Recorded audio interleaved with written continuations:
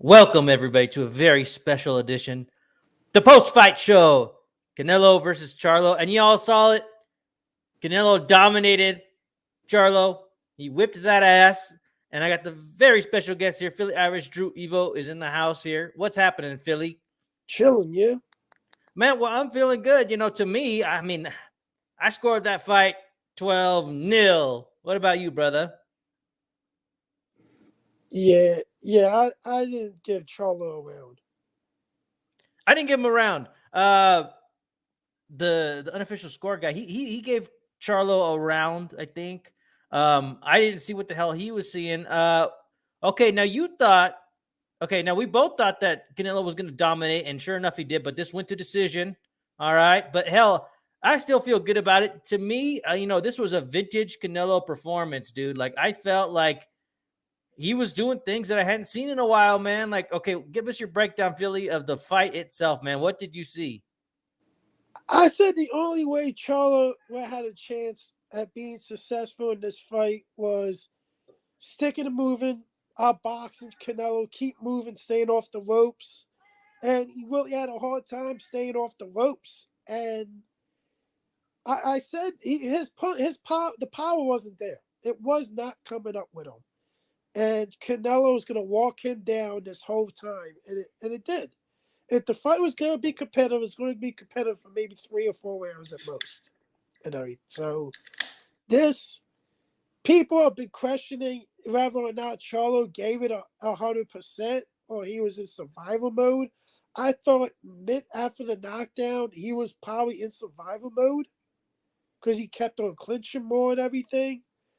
I just really thought that this was clearly the guy in the bigger weight class being able to take on the smaller weight class guy and easily walking him down because, like I said before, the power was not going to come up with him, and it didn't.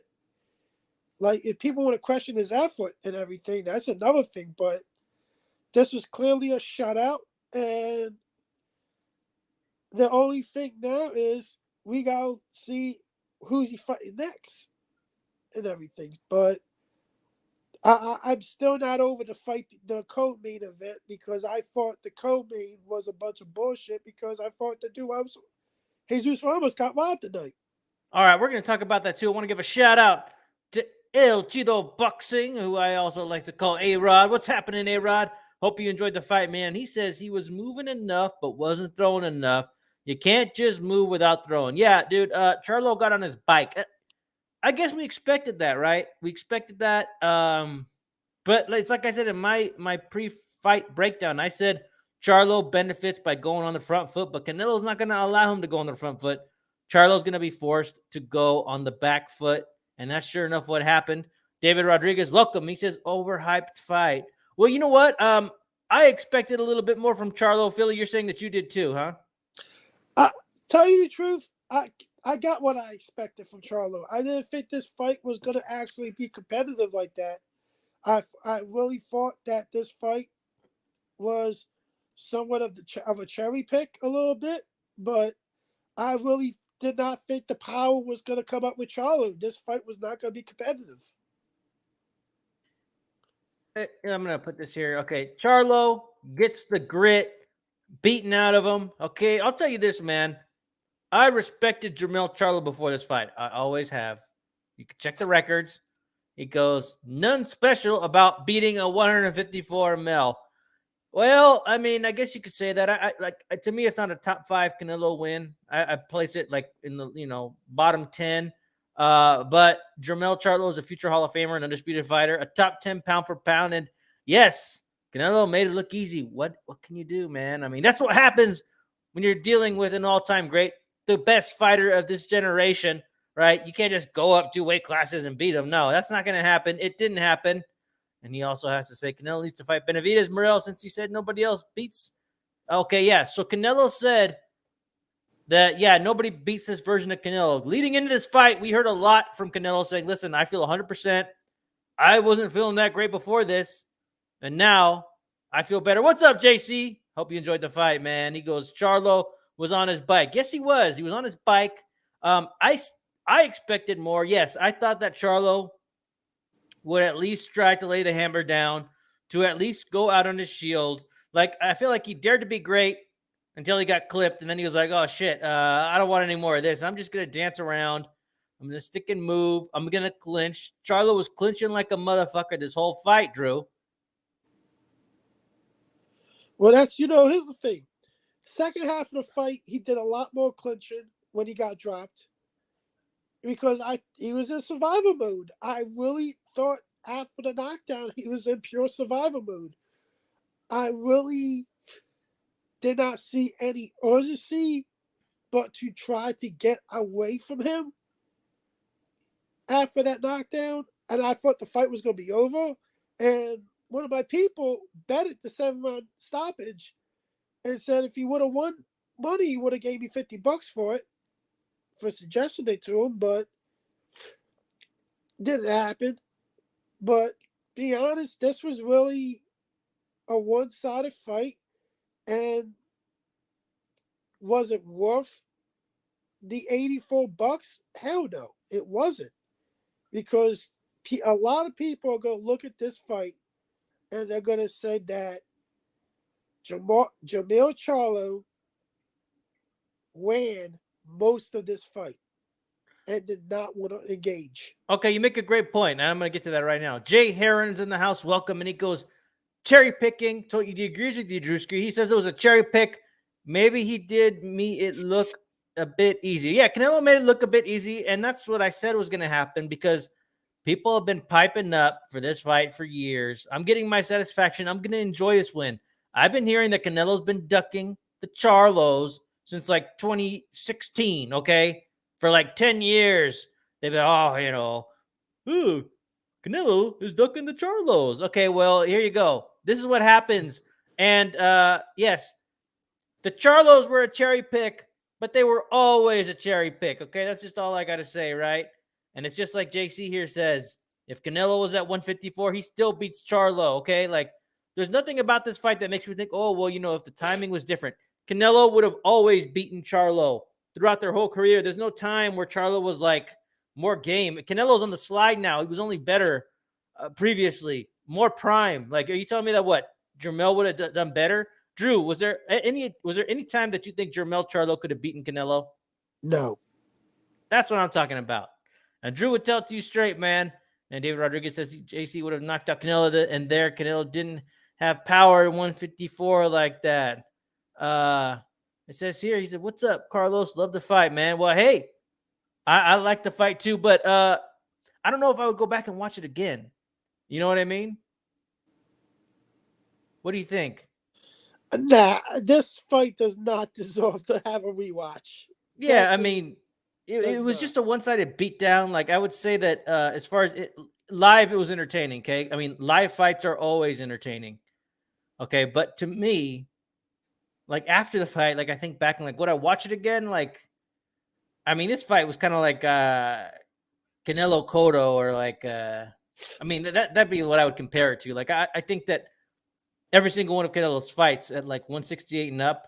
I mean, I even think the Danny Jacobs fight was more entertaining. This fight was just kind of like, I don't know, it was just like coast mode. Like Canelo just beat him, dominated him. Also, I thought Canelo had a great game plan. Also, his jab was right on the money. I haven't seen Canelo use his jab like that in a long time, Drewski. And the thing about it is, the one thing that he did was have a constant body attack. When he was able to cut the wing off, get close to him, he went for that body to try to negate that movement in the later rounds. But it just didn't make him stop moving, but it did put some pain in him because those body shots had to be hurting him. But Right. I just really see that Canelo was just easily walking down the guy, and it was just so one-sided. I could not see how anybody could give Jamel Charlo a round in this fight. Dude, I knew that Canelo was going to tag him with that uppercut because he was saving it, and Charlo just kept dipping. He just kept dipping. And I told the people I was watching the fight with, I was like, Canelo's gonna time that and clip this dude. And sure enough, dude, he got clipped, and Charlo took a knee, bro. I mean, he took a knee because he thought, "Fuck, I'm about to get my ass whipped right now. Might as well take a break real quick, compose myself, get on my bike." You know what I mean? Like that's what I saw. I look at it, and I think he did take the knee because there was an onslaught coming. It stopped the onslaught from happening. Take the knee, take a breather and everything, then maybe get regroup, see if I could come up with something else and everything. And just you bought yourself time, but I don't know what the hell Derek James was trying to tell him in the corner and everything, but there was really nothing he could have done to make the tide change in this fight. The way he was fighting. Well, it's like, Derek James was telling him, like, "Oh, walk this dude down. Like, he ain't got nothing left. You see he's tired, right? You've taken his best shots. Like, walk him down, make him feel what you got, right?" But he just couldn't. I mean, saying it's one thing, but going in there against Canelo, like, obviously Charlo just we decided not to go for it. Okay, the PBC cult, I'll be polite. I don't want to generalize them. I've listened in, right? They're salty. They're salty, and I love it, right? They're blaming the Freemasons on this one. They think the fix was in.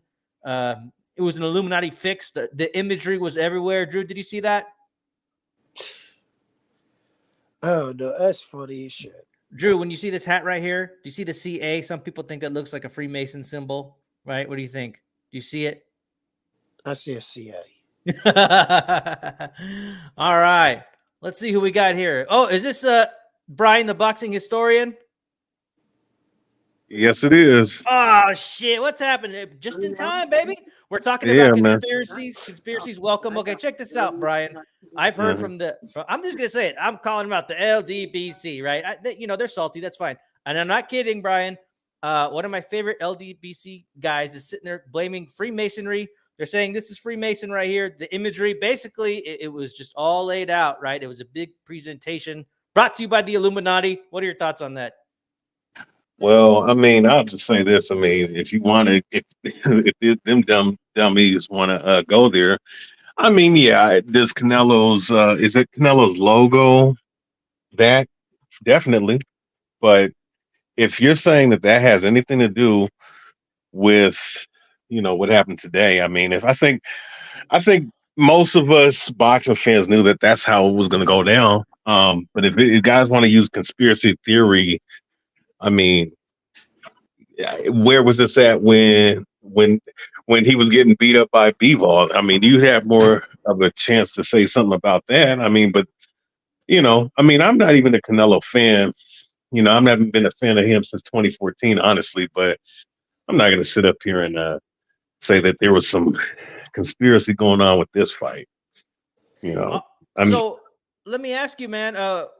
Did you anticipate this type of like one-sided fight? Like, did you expect Jermall Charlo to put up any more of a fight than what you saw? I thought, here's what I thought. I thought we were going to know in the first 3 rounds if Charlo had anything for him. Because one thing we know about Canelo Alvarez is that the dude has a granite chin, and he has probably the best chin in boxing right now. I mean, I don't think he's been floored. He's probably only been rocked maybe once or twice by guys that actually can punch, that are generational punchers like a Triple G. He's the only guy I've seen really rock him like that. This dude's been in there with Kovalev and other guys that can actually crack. Charlo's a good puncher at 154. He's not a good puncher in any other weight class that we've seen because he hasn't been in any other weight class until today. Also, too, his footwork isn't all that elite. He can move. Yeah, that's cool. He's he's athletic, above average from that standpoint in terms of being light on his feet. And he has explosiveness. But, at the end of the day, what we've seen is that, Canelo, I mean, he's given up the length and the height dimensions. But as far as the girth dimensions, I mean, he looks bigger from a girth standpoint. And that's all that really matters. And if Charlo had the better skills, we would have seen it, right? Like Amir Khan was the better boxer between him and Canelo Alvarez, but for the first couple rounds because he was outboxing him. But what happened? He got knocked out. You understand? We didn't see the better boxer. We saw who the better boxer in this fight was. That was Canelo. Canelo barely was getting hit with anything. Canelo showed really good head movement, and he controlled the ring generalship. He cut off the ring pretty well. Charlo's not like when guys say footwork. I don't see great footwork with Charlo. Charlo's okay, but his footwork isn't elite, and it's not elite to give a guy angles from an offensive or defensive standpoint. And his jab is above average, but it's not. You have to have a really good jab to really keep Canelo out for you, and he's not. I kind of figured that was not going to be the case. I'm more surprised that Canelo didn't stop him. And that's credit to, Charlo sitting up there taking them damn body shots. But that was what Canelo was going to do the whole fight. And that's what he did. So that's pretty much, it pretty much went how I thought it was going to go. The only thing I would say is that I thought it was going to be a little bit more competitive as far as the earlier rounds. And that did not happen. Me too. I want to give a shout out to Dos Matador. What's happening, man? Outlaw says Charlo's going to be pissing blood for the next week. And Dos Matador here says, Jermell cheated. He had some roller skates in his boots. Yeah. Okay. I expected it to be more competitive too. In my mind, when I played this out, I thought, okay, well, for Jermell to have a chance, he's got to steal some early rounds when Canelo's just getting warmed up. And to me, I thought it was 12-0, dude. Like I didn't give Charlo a round, dude. Like, and I was sitting there thinking like, well, when are you going to turn it up? Are you just banking on Canelo to fade? Like if you start down like 8-0, like you can't, even if Canelo faded, like you can't get a win, bro. You know what I mean? Like Derek James was obviously very frustrated with his ward. What did you think about the advice did you listen to the corner work? Were you able to hear the corner work, Brian? Yeah. What'd you think about that? I didn't pay too much attention to Canelo's corner. I mean, I thought that they were just pretty much, saying the same thing pretty much because throughout the corner. As far as Derek James, I think Derek James told him what he was supposed to do. It's just that dude was not able to execute it because the problem was that Canelo did not respect anything that Charlo was throwing, and Charlo he threw with no confidence, no conviction in any of his punches. Barely did. He was just backing up into the ropes like he didn't want no parts of the pocket. And I think a lot of guys, especially these LDBC guys that don't really don't know boxing like that, they think he wanted to go up and square up with Canelo. Canelo, as far as his upper body movement, as far as his head movement, is really very good, and he's built for the inside. He's built for the pocket fight. Charlo's built for the pocket fight. If you're just standing in front of him and he can just measure the right hand, and that's not what happened. I thought Derek James did what he had to, told him what he had to do, but the guy got to go out and execute, and he didn't really do that. He should have doubled, tripled the jab, and then follow with the right hand, or mix it up with maybe a left uppercut. To feint with the right hand and mix it with the uppercut off the jab. But he just, I don't know. He didn't come to fight. I'm just gonna be honest. He came to mail it in. He's making $6 million.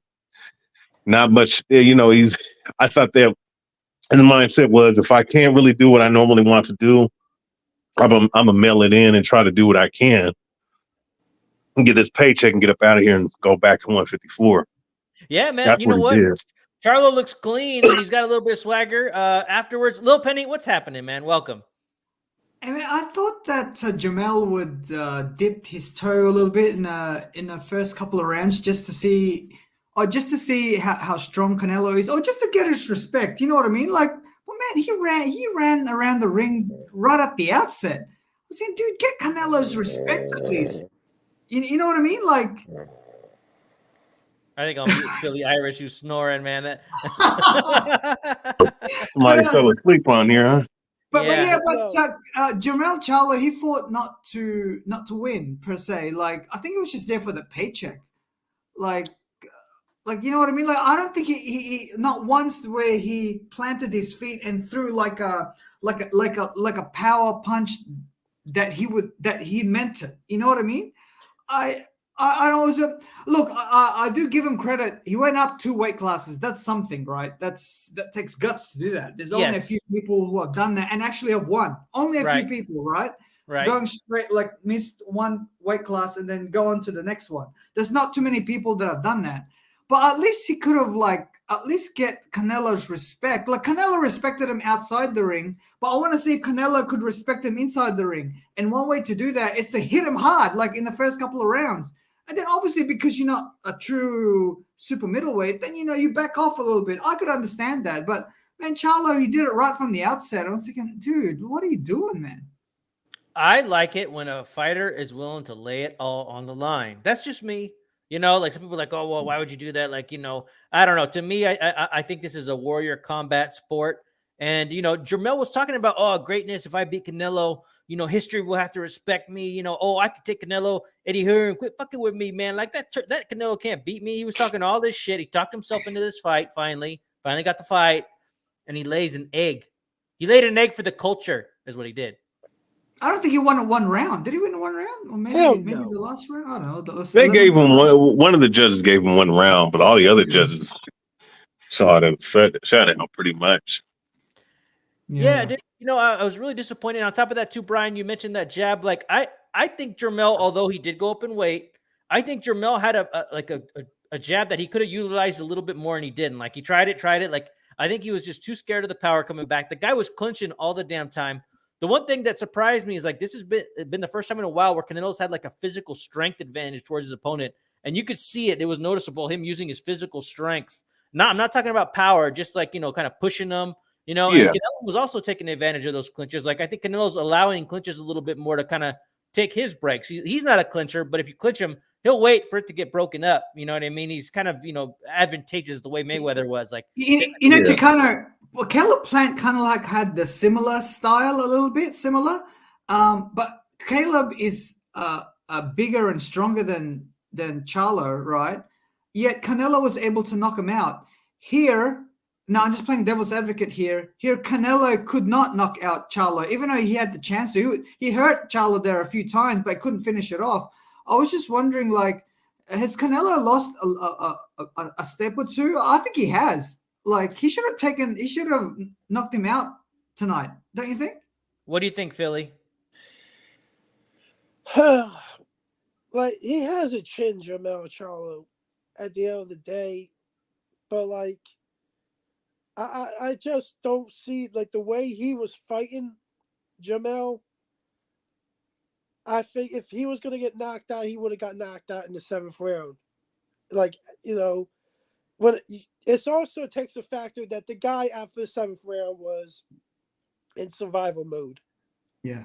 So it's harder to knock somebody out when he's in survival mode. So what do you think, Brian? Is Canelo well, I think we all agree he's on the slide, but I mean, did this performance make you think that maybe he is back to form, or is this the same Canelo that we've been seeing? I mean, as far as the approach, I would say that the approach is very much what we're normal. That we're because everybody that you fight, you're gonna approach differently. We know that he's gonna go to the body. He's gonna try to establish the real estate with as far as controlling where the fight's gonna be at, which is gonna be the pocket, and force guys into the ropes. I mean, I would say that he paced himself pretty well. He didn't really get the gas out, and I think that he took this fight more serious than he took the B-ball in the other fights. I think that he looked better than the other fights, the last couple of fights. It's not done by onslaught. And I think that even with, Charlo coming up in weight, I still think that Charlo could have at least won a couple rounds, which I don't even think he won a round. So I think it was a very good performance by him. The only thing is that he should have knocked him out. But with that being said, all the things that he did in the fight was very good. I think that he's there. He's there. The only thing is, man, I think that it would be a shame for him not to fight Benavidez in one of these next 3 fights, in my opinion. I agree. I want to see that next year. If not May, definitely in September. And I think it only benefits Canelo to do it sooner rather than later. And as far as my opinion, little Penny, I'd have to say that I think that it's possible that once Jermell started coasting, I think Canelo started coasting. I think he was in great shape. He didn't fatigue at all, in my opinion, right? And I think he's okay at this stage in his career, taking it to decision, right? I mean, I wouldn't say Canelo has hand problems, right? But you don't want those type of injuries that could happen by really just trying to, lay it out there. Maybe he is preserving his hands. Like if he doesn't have to crack, maybe that'll earn him an extra fight. Maybe like, instead of like, 2 fights, maybe he could have 3 if he's, taking a little easy on his hands. Like I think it could make the difference. And I think it's just more important for Canelo to kind of stay in good condition while he experiences the twilight of his career. That's just my opinion. I think he looked really good. Because you know what? He was having to walk around because Jermell Charlo was dancing all around the damn ring the whole damn time. And Canelo was walking around, punching. The jab looked great. The left hook looked great. I mean, by the end, I think Jermell kind of had some of the timing down, but that's normal. But I mean, I still think Canelo got a lot of his shit off, and you know what? Let's shift gears here a little bit because everybody's talking about it in the chat, man. And Drew, you mentioned it earlier. Let's talk about that Lubin versus Ramos decision, man. Like, because I want to know what you guys think. Philly Irish, you mentioned it first, man. What are your thoughts? This was a robbery, straight up robbery. I didn't have Lubin. You can't give Lubin no more than 3 rounds in this fight. I don't know how the hell someone had it 117, 111. Like, I just don't see it. Like, here's the thing. Jesus Ramos was pushing the pace, was making the fight happen. Lubin barely got single-digit punches landed off in almost 7, maybe like 7 or 8 rounds. He only landed single-digit punches and everything. And 2, he was the one being on the ropes, getting hit to the body and covering up. I just don't see how the hell you scored a fight the way these guys scored it. And you have this trainer in the corner yelling at him to do something. So, I think this was really a horrible decision. It could be robbery of the year because he clearly lost the fight. Jesus Ramos won 9 rounds in this fight. And I just don't see how you give a guy that barely did anything or landed punches in this fight 9 or 10 rounds on a card.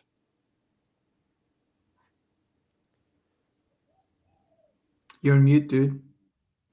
Dude, you're on mute. Oh, thanks, man. I want to give a shout out to D Styles in the house, man. If you want to come on in. We're cooking, man. Canelo whipped that ass, man. It was an ass whipping, and Canelo's on. But right now we're talking about the robbery.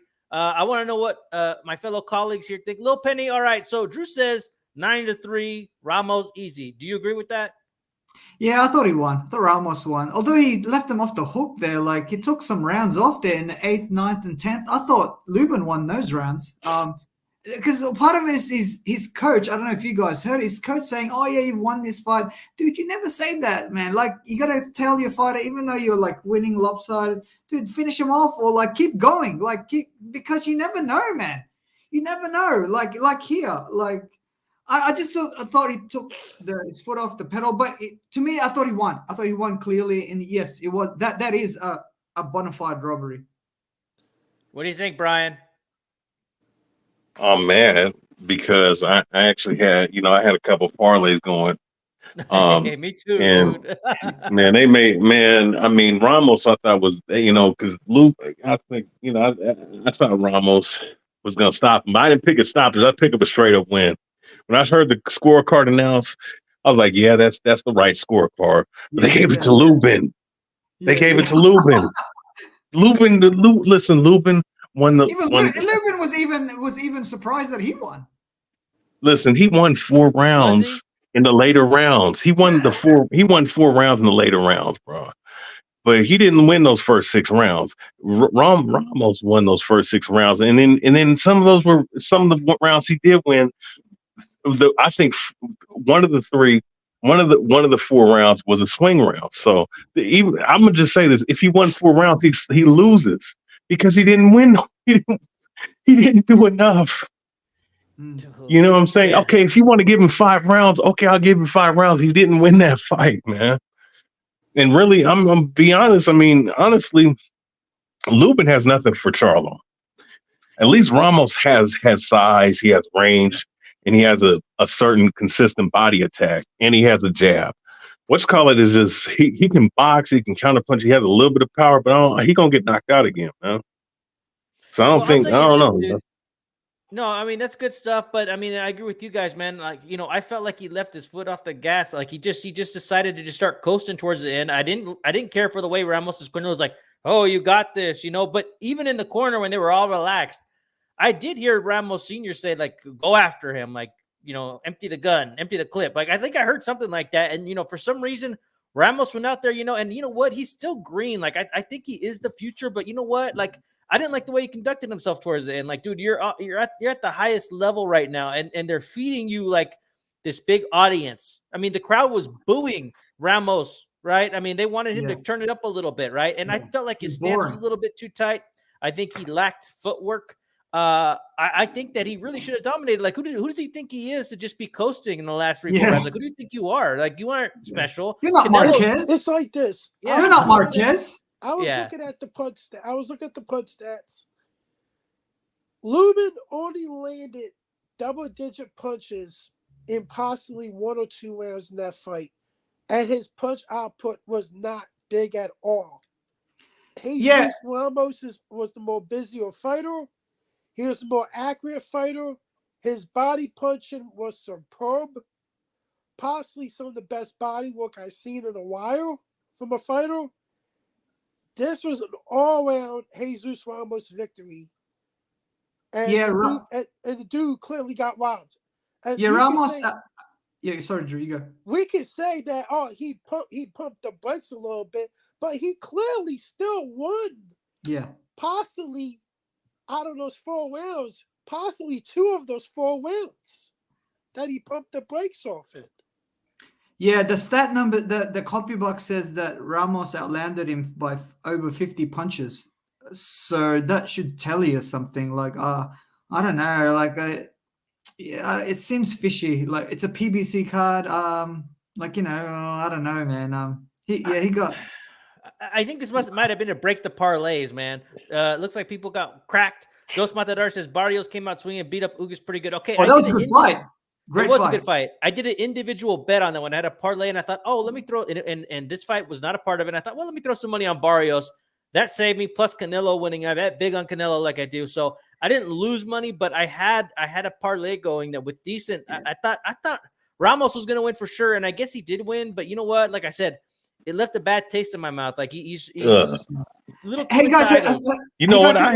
Can I say something about the Barrios fight? Because I had a feeling initially when I saw the fight, I'm like, you know what, this is gonna be a good fight, but I think Ugas will win. But then when I saw it, like, man, let me lay down some money for Barrios, because I think it only makes sense that the guy that's 27 versus the guy that's 37. I think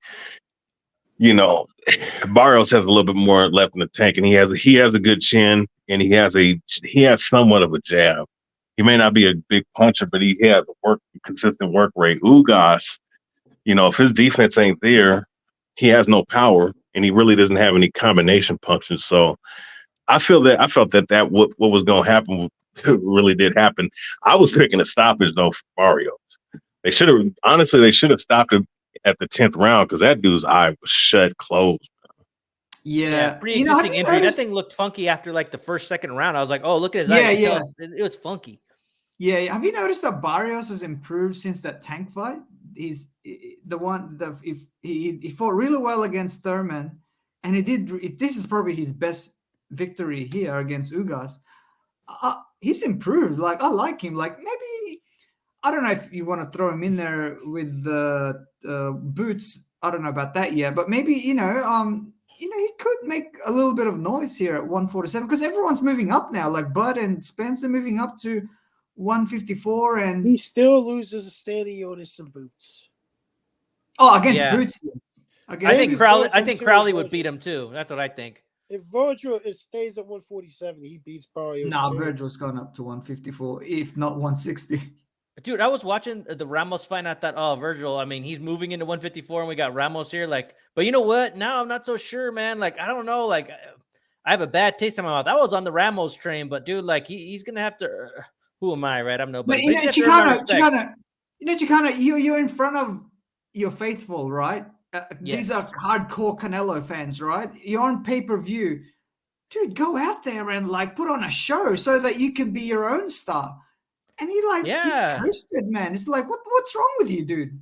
He could have absorbed them all, dude. They wanted Yeah. to fight. They were warmed up, man, and like they were up. They're already rooting for you, and you just coasted. Like who? Like I said, who do you think you are? Like I said, I'm done repeating that. I'm about to say that over and over again. But I've never seen anything like that. Why does Canelo put in more effort in the last rounds than a 20-year-old like who should be hungry? Like to me, it was a wasted opportunity. And Jack says Canelo is just great, period. Hey, man, well, you ain't lying. And Mr. Who Knows wants to know who won. Canelo won, man, por supuesto. What's up, Philly? It's like this. The question will be, how the hell the judges got their scores? And what the hell were they scoring on? Because, like, I just don't get how you can score a fight the way, especially the one that gave it the 117, 111 card. What the hell was he scoring on? That lady, I think she gave Lubin like the last 7 rounds or some shit like that, or something like that. Like it was pretty bad, you know. But you know what? She was watching the fight. Like it was that one lady with like that kind of purple. I don't know if you saw her, but she was kind of sitting there like watching the fight. I thought, oh, look at this judge. She's diligently watching this fight. But I mean, I don't know. Maybe she liked Lubin's. I gotta go. I don't even know if I want to watch that fight. Like, nah, it's fucking boring. You know, man. It was boring. You know, dude, Ramos was lighting up Lubin, man, with those body shots, with those headshots, right? When he was just taking him to the ropes, like he should have tried more, man. Like it's his fault. Chicano, it was like a Miguel Vazquez type of a fight. Remember him, like that boring fighter at 135? Miguel Vazquez? Is it him? I remember him vaguely. Yeah, I remember Vasquez. Remember he fought that Filipino guy, Hester, remember?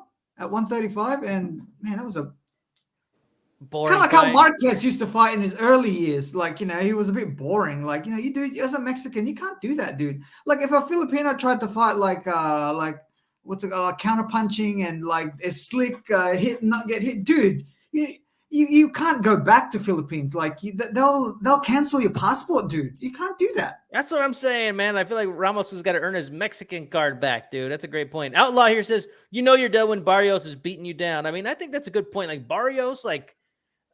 He's not the greatest. You know what? I saw some flashes of like the old Ugas, like, you know, the Ugas package and what he does. Like, I think he's pretty good in a way. Like, you know, I knew Spence would beat him. It's the eye, man. If it's the eye problem, he'd be fine. But because he's got that, I think Spence damaged it really bad. Yeah, it's over for him, man. Yeah. Team Batman Boxing, what's happening, man? What'd you think of that fight, dude? Canelo is a legend. Yeah, you know, it's the post-fight show, and I got 2 people that aren't necessarily fond of Canelo, but, you know, they're obliging me and being real nice to me. Brian and Drew here, you know, they're talking very nicely about Canelo, which I love and I appreciate. Outlaw says sorry, go ahead, Brian. What's up? I was just gonna say, I mean, just because I don't like the old redheaded bastard, I mean, I don't respect what he. I mean, I don't respect him. You know what I'm saying? I respect what he does. You know. To Brian, gingers have no soul. Oh, Outlaw here says. To be fair, right? This fight does nothing to Canelo's legacy, though, because his opponent moved up 2 weight classes. You know what I mean?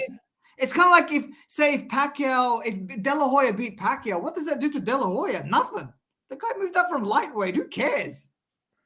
Well, it was like Juan Manuel Marquez fighting Floyd Mayweather. He moved up 2 weight classes to fight Floyd, and you know it's a name. But I will say this though, it's a little bit better for Canelo because the dude is an undisputed champion, and the size differential isn't as big as what Floyd and Marquez was. True. So I would say that Marquez was the man at lightweight at the time, though.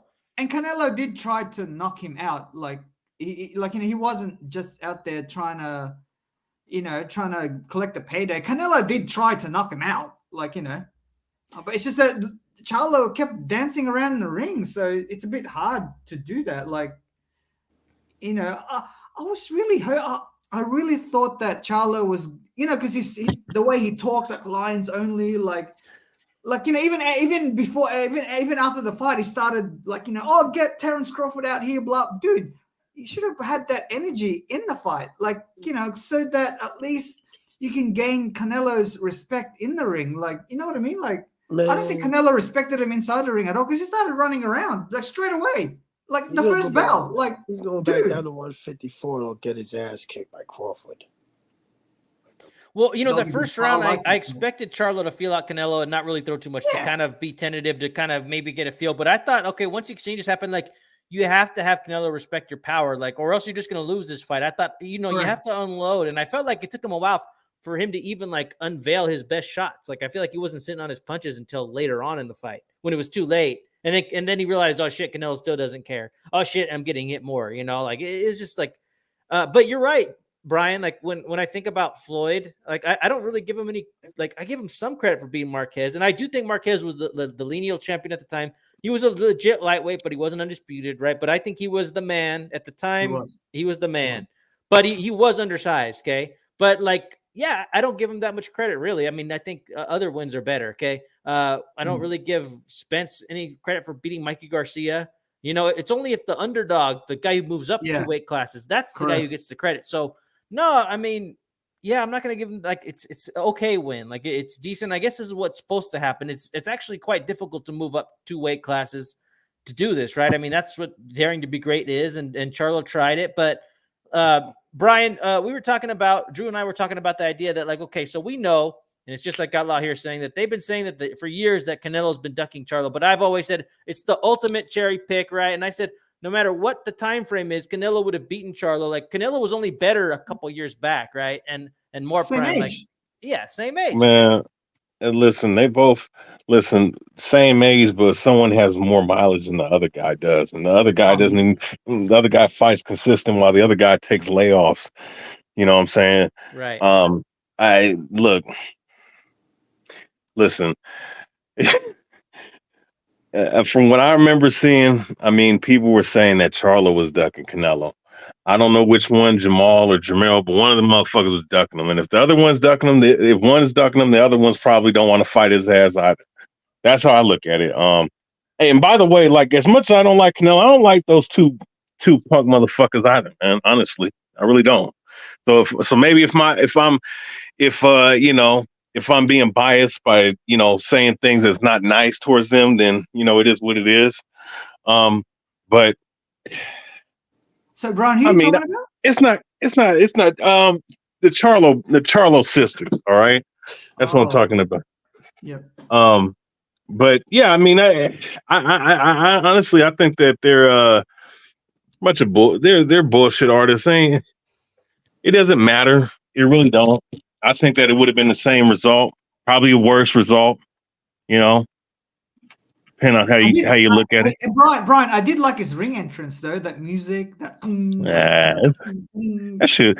Both of their ring entrance. Honestly, both of their ring entrances were trash. I thought I liked that. Fight Doctor, welcome. Barrios' ring entrance was good with the like a Brazilian type theme. I think he's going for Aztec is what I think he's going for, man. Yeah, he's the Aztec warrior. Fight Doctor says there's no question Alvarez is the best junior middleweight in the world. I mean, there's no doubt about that, brother. And Outlaw says he still wants to see Charlo versus Crawford at any weight. Okay, so Charlo called out Crawford, and Crawford's calling out Canelo. Brian, I'm going to kick it back to you real quick. What do you think about that, man? Like, what do you want to see happen now that Canelo has beaten Jermell Charlo? Brian. Little Penny, what do you think, brother? I think Bud is not going to fight Charlo because that pay-per-view will not do as well as if he fought Canelo Alvarez. This sets up a super fight between both of them. I actually think that Bud. Now I'm picking Canelo, by the way, but I do think that he's got a little bit of a pathway here, like to victory, because Canelo is not the fastest guy in the world. Now, if Canelo connects, he might knock out Bud, but as we saw today, was when someone runs around the ring, it's very hard to do that. So you don't need to knock out Canelo to win. You just need to outbox him, kind of like what Mayweather did. Now, Bud is not Mayweather, right? Like he's not as quick and fast as Mayweather, but the gap there is not too far away. I mean, you know what I mean? Like I do think Canelo will win. I do think he will bully him. But Bud is definitely not going to fight Charlo next, considering that Canelo can probably offer Bud a fight, and that will do more pay-per-views than this Charlo fight. So from a monetary point of view, I reckon he'll pick the Canelo fight for sure, because he has a pathway to victory. And you know, Bud is not like one of these guys where he talks his way into a fight. Like Bud, when he says something, he usually means it. Like, you know, he's not like, you know what I mean? Chicano. I do. This is what Charlo. This is what Bud had to say, and he agrees with you. He says at Twin Charlo, right? He's talking to Jermel. He says, "You went out sad. Didn't even try to win. All you did was try to survive. You should be ashamed of yourself." Yeah, that's what I thought. All right, Drew Evo, what do you think, man? Do you think that Crawford has a pathway to victory against Canelo? He does, but I think it's like more of the same result. Bigger guy takes over at the end and imposes his will. I think he's just too big, but if Crawford can stick and move early and make things difficult, then Crawford has a good shot at having a pack the victory. So if Bud can pull this off, he's in the same bracket as Pacquiao and Mayweather. Bud, yeah, he will be the greatest fighter of the generation if he beats Canelo.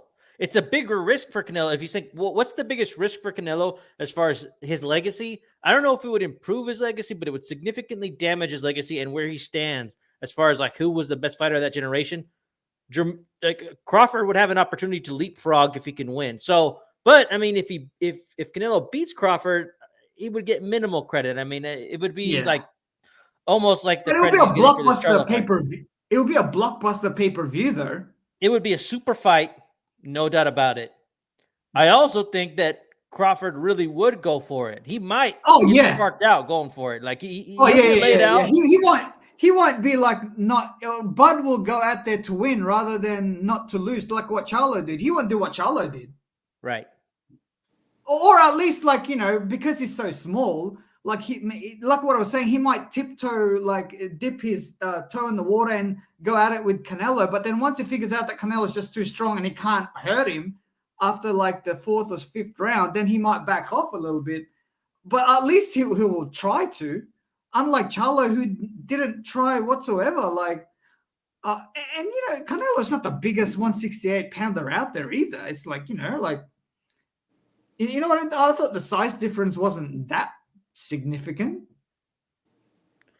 Yeah, no, I agree. You know, and well, you know, the thing is too, like, I think Crawford, he's super strong, dude. Like there's videos of him like lifting weights. The guy's just like I saw that. Physical specimen, man. A physical specimen.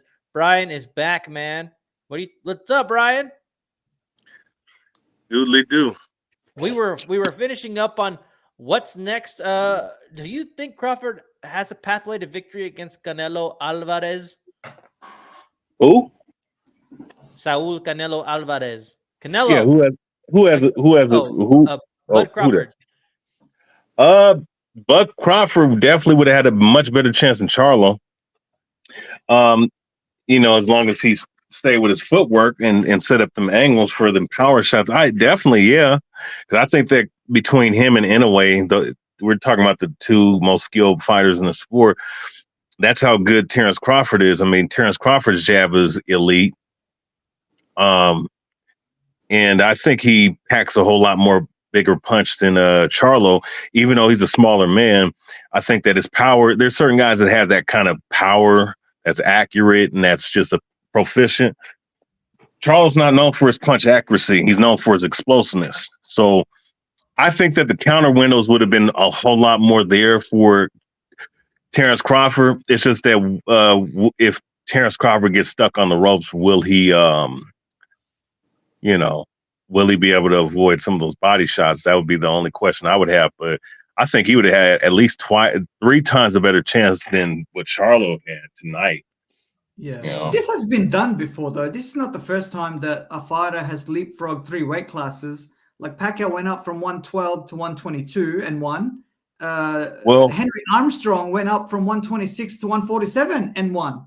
So it's it's been done before. It's nothing like it's not a. Oh, I'm gonna tell you something. I mean, since you brought it up, I mean, you know, Sugar Ray Robinson weighed 144 pounds on fight night against Jake LaMotta, who weighed 165 pounds, and he was whooping his ass for like 5 out of the 6 fights that they fought. You know what I'm saying?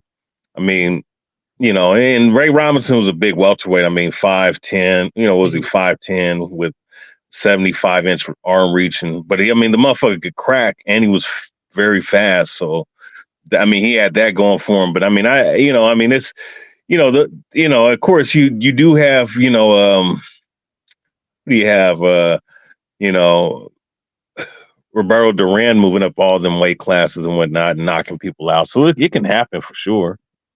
But the right circumstance and the right fighter, you have to put in that equation. Would you give Canelo credit though? Would Canelo get credit for it? Beating Crawford, I mean, it's gonna look. I mean, visually, it's gonna look good. But if we put things together, it's like, okay, if Crawford beats you, Crawford's a top 25 fighter of all time.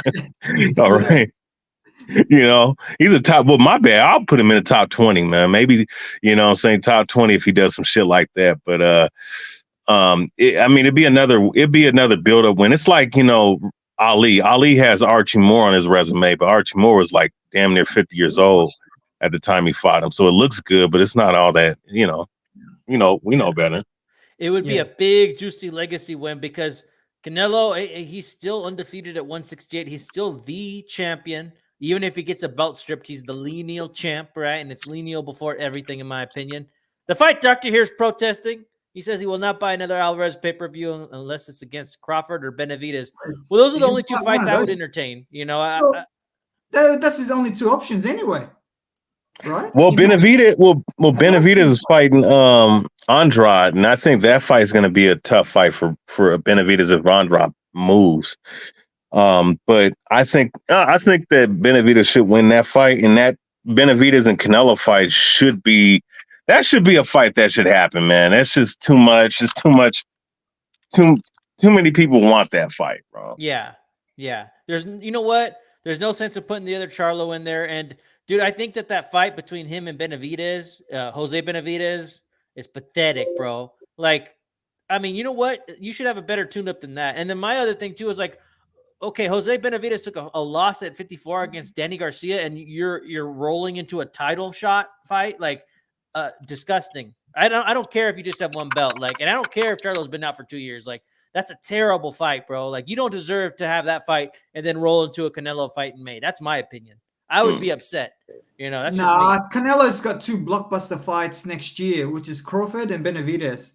Probably the Crawford fight will come first. I reckon Crawford will probably sit out. He'll probably say, hey, Spence, fight me at 147. Obviously, Spence can't do that. He probably can't make weight anymore. Or even if he did, he'll still beat him. So he might just sit out maybe and wait until May.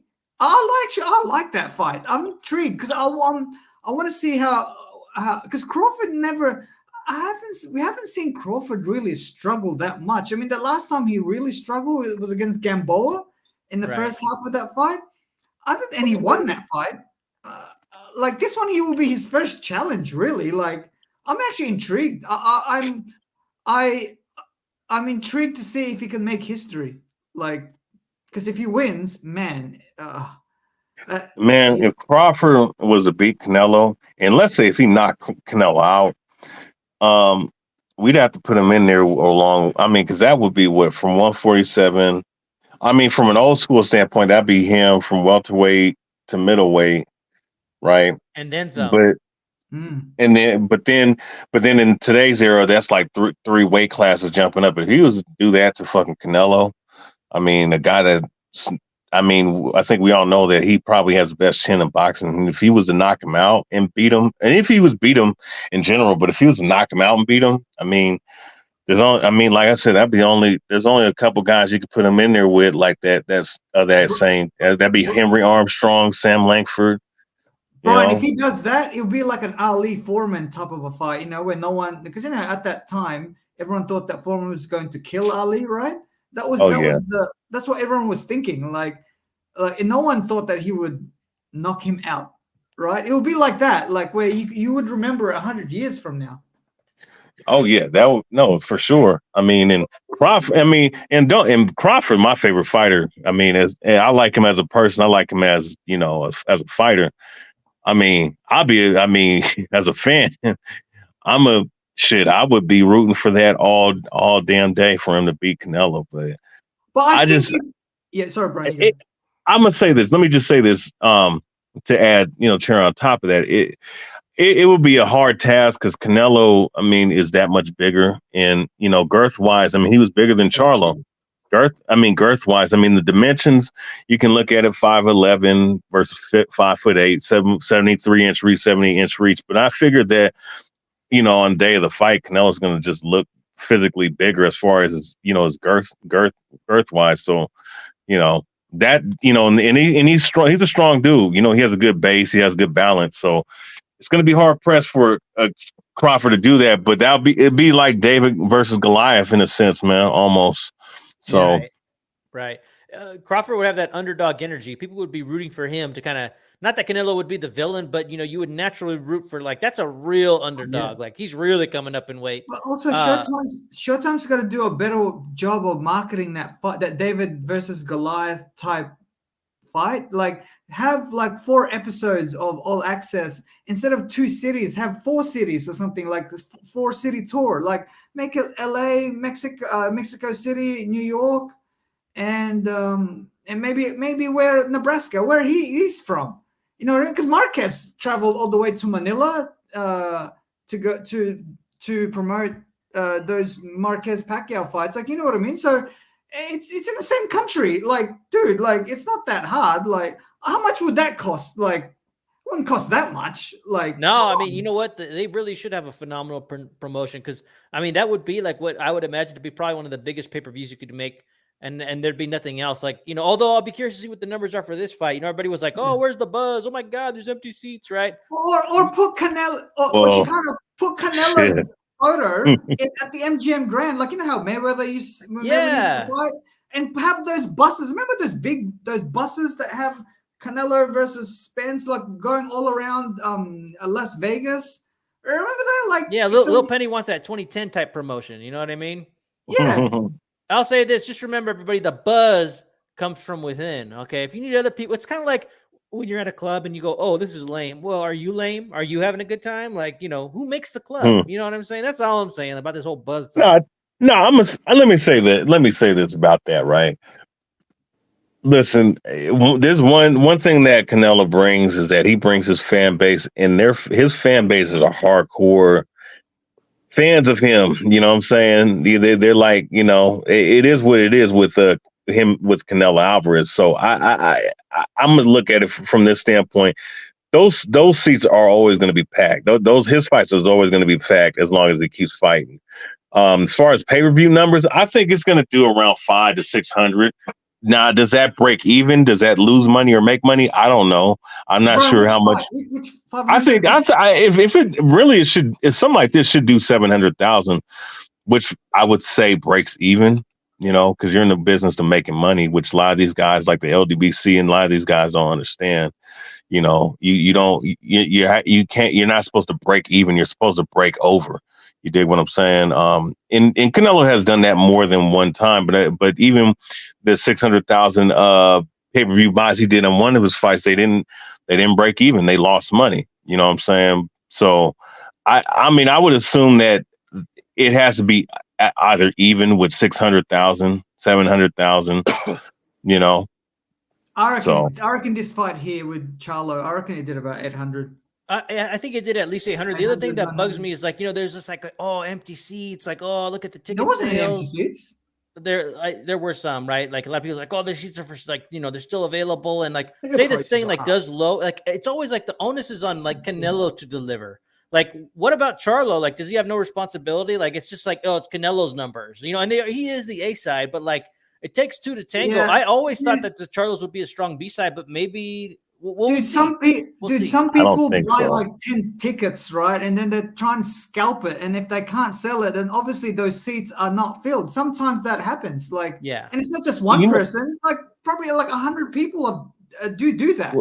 Well, think of this though. I think that if this fight was at Dallas Cowboy Stadium, I think that would have made better sense, because Charlo has a fan base in Texas, right? So, because he's from Texas.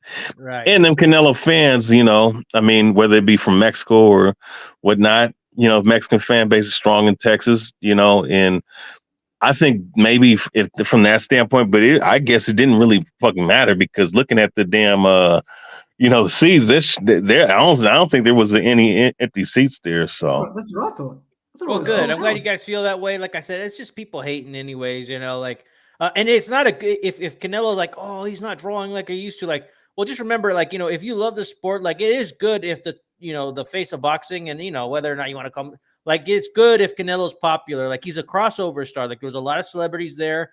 I had a lot of MMA fans watch this fight. They they tune in for Canelo because there was no MMA tonight. I had a number of them, like, casuals. Like, it's nice to have Canelo in the sport. The sport's better for having him in it. There's no obvious next guy that he could pass the torch to or somebody else to kind of start filling those seats. Like, at least when Mayweather and Canelo were there, everybody kind of saw Canelo come in, right, as like a big star. Like, I don't really see a big star still, No. like, maybe Tank. No, Maybe. no, that ship is sailed. This kid is first off, he's not a kid. He's 29 years old, right? I mean, he's 29 years old. If he was 25 and he was doing what he was doing and he was on the cusp of being great, but he waited his career. He could have been so much better had he not have taken the Floyd Mayweather route. Right. Yeah. So I'm not no disrespect, Brian, to be honest, Mayweather didn't start doing 1 million pay-per-view buys until he was like 30 years old. Like, with De La Hoya. And then with De La Hoya. Yeah. Well, that's the same thing. with Pacquiao. Pacquiao started doing 1 million when he was 29, 30 years old too. So with De La Hoya. yes, true. correct. De La Hoya, correct. True, but you need like a strong A. You need the B side to be a good A side. You need to like B side to and then take it, right? Yeah. Just like Pacquiao, just like Floyd, just like Canelo, who B sided to Floyd, B sided to Cotto, right? Like, is Tank ever gonna B side? Like, you can't just B side. You can't just be an A side and then just start making. It's very difficult to do. Tank Haney would do good numbers on pay-per-view. Well, that's a good question. yeah, no, it would. It would. I think it I would. don't know. Like, I think. Wait, what's good numbers? What's good numbers? Like, what do you mean? Like, I think. 700,000. I think. I don't know about that. I think this fight does 800K, just for the simple fact that the pre thing it looked like 800K to me, but they might come up and say, "Oh, this fight only did 600K," and everything. I don't see 600K. I see like more like 800K, but Yeah, same. But I think people need to pump the brakes off the Crawford talk because, to tell you the truth, yeah, it's a money fight, but I think it's time to have a legacy fight next. I hear you. The Crawford fight's not a legacy fight; it's a money grab. It is for Bud if he beats him. Yeah, but Canelo needs to just flat out clean his super middleweight division up. He's undisputed. What do you mean, man? He hasn't. Here's the thing. Oh no, he's I cleaned know. up. I know. I'm just teasing. I just I'm think just it's funny. Undisputed isn't as important as it used to be. Like, people still like, oh, well, this person still needs to see this next. There's always a next guy to see. Because There's always a next guy. Canelo made it like popular. Like before, like everyone was going after the lineals, and then once Canelo started, once he became undisputed, then everyone started copying him. Like, oh yeah, I'm going to be undisputed now at 140 or 147 or wherever. He needs to face Benavidez next year, and I think it would be a safer fight for him because more people want it. But I think the guy that beat Canelo is going to be Morrell, and that'll be like the next year, maybe. If Canelo decides to continue on. Like, I reckon 2025 he'll go back at 175 and fight Bivol. I think that's really on his mind, where he wants to just see it. Like, I don't know if he can beat him, but I think he would want to have a rematch just to have it in his mind that, okay, I can beat him or I don't. We won't see that rematch, Little Petty, because Bivol said, I will not fight him unless it's at 168.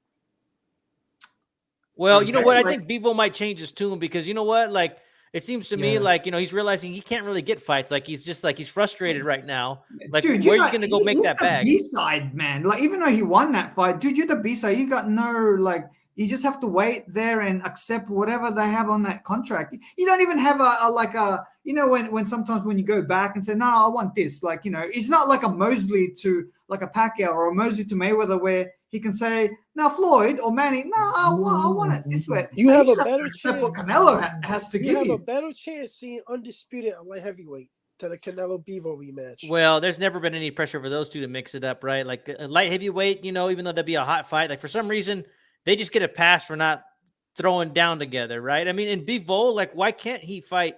Where's the hang up? It's not like this is PBC and Top Rank making a fight. Who's Bivol with? DAZN? Eddie Hearn. Yeah, they've done business before. Top Rank at DAZN, like Eddie Hearn and Aram. Bivol should fight Artur Beterbiev. I want to see that. Yeah, fight. Like no, I mean they should have been done fighting a long time ago, bro. It's amazing to me, and you know what? Beterbie's getting older too. What is he like? He's like pushing 40. Yeah. I just don't see. I don't see the thing about. Here's the thing. Now that Benavidez and Andre's been made official for November 24th, I think, to tell you the truth, they could be a roadblock to Benavidez Canelo if Benavidez loses to Andre. It'll be a rematch. Well, Brian, you think it's a tricky fight for Benavidez? I do. I've never seen what people see in Andrade, but that's just me, But I don't know. I agree. Andrade hasn't fought a B-level fighter at all in his career. There's not one B-level guy that he's fought in his career. When I first saw him back in 2009 on ESPN Friday Night Fights, I never saw nothing special in him. He's a solid fighter. He's not special. I'm gonna just say this though. I think his jab and his ability to move and his ability to box is going to give Benavidez problems because Benavidez has shown that he has balance issues and he's shown he doesn't have great feet, footwork wise, or he's not really fleet of foot, period. But I do see him winning. I think he'll eventually get the stoppage, or he might get the decision. But I mean, he has a jab, he has volume punching, he has power. He has pretty good hand speed. Problem is that he can't really move, I'm saying, really well. And I think that has been shown against guys like that fight with what's his name? Caleb Plant, So that's what I do see that there could be some problems there, but overall, I mean, he should win. Yeah, Andrade left it too late, dude. He's old now. Andrade is what? 35. Here's the thing. Yeah. If Caleb Plant had power, that was a totally different fight. Adrian has a little bit of power. That's why this is going to be a totally different fight. And I think that Benavidez is going to be more honest in this fight and be more cautious on how he attacks Andre, because if Andre hits him hard enough and gets his attention, he's going to be a lot more cautious. Talking about. Well, I've never seen the Andrade pop either, but that's just me. No, Andrade had pop at 154. He hasn't had pop at 160 or 168, but he's a tricky guy. Like, he's not someone that you could take lightly. Like, you know what I mean? Like, he's a tricky guy. He's a counterpuncher, and Benavidez, he's a hittable guy too. Benavidez is not the most. You could hit Benavidez. Like, he's not weak right or anything. Hell no. All right, well, fellas, I think I'm gonna call it, man. It's almost midnight, dude, and I gotta crash. I got church in the morning, but I want to thank Lil Penny, Philly Irish, and my man Brian for coming by and kicking it with us, man. I hope you all have a great night. Any last words, Lil Penny? No, it was a good fight. It was a good, entertaining fight. I just Drewski? wish that Charlo go ahead. I just wish Charlo would have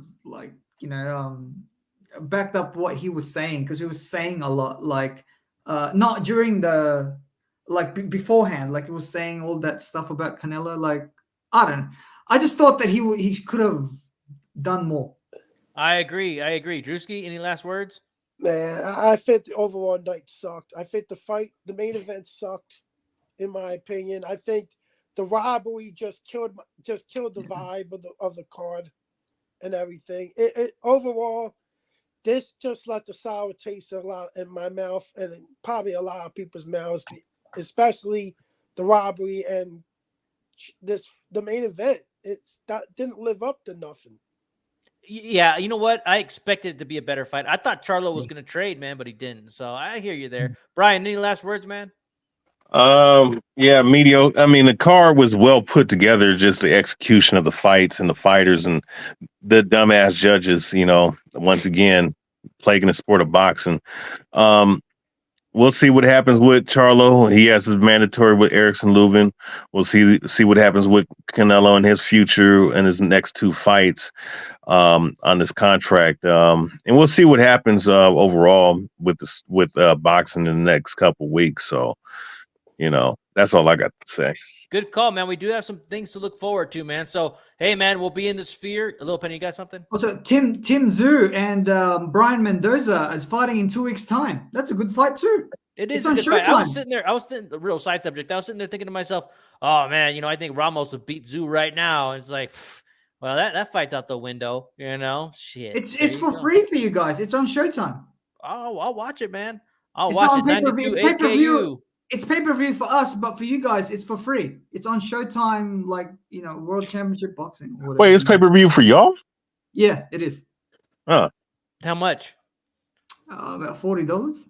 Damn. Oh, shit, I wish it was $40. Yeah. No, but that's our dollars. So in US dollars, that would be like $25 for you guys. But it's for free for you guys. Yeah, well, I'll watch it. 92 AKU, the unofficial third member of the Canelo cartel, is here. We're closing out, man. He says, El Chivo, Viva Mexico, cabrones. Viva Mexico, cabrones, indeed. Everybody, have a great night. Peace. We're out of here.